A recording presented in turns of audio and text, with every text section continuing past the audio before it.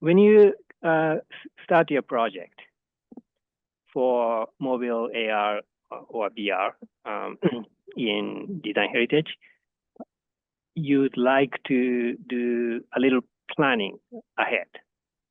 The first thing you want to do is to collect all the components for your exhibit. So I believe everybody has a Revit model if you're watching this video. This is my Revit model for Alva Aalto's experimental house in Finland. So it's fully built. And I can also take out the measured plan for printing. And then I also have photographs and scanned images. This is archival drawing, plan of the house, first floor. Also have some photos like this. This one I took from the drone when I visited this house. And eventually, everything goes into Design Heritage platform where you start a project there. So I have here Revit model imported after cropping out. Another part of the house from Revit. And drawings imported as an image. And some photos like this.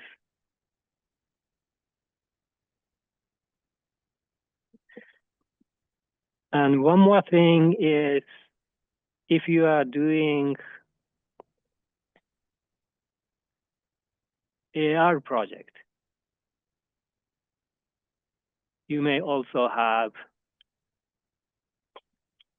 a model like this that you can use for your exhibit. So this is my model of the part of the house, 3D printed from the Revit model, actually.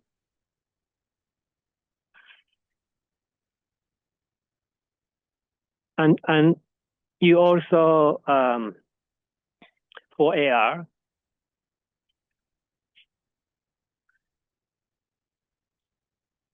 need to plan what kind of base illustration you use for your exhibit. So in my case, I use a plan of this small building. And for the sake of easy printing and distribution, I use just 8.5 by 11 standard sheet. And the plan happened to fit in 1 to 100 scale because the house is very small.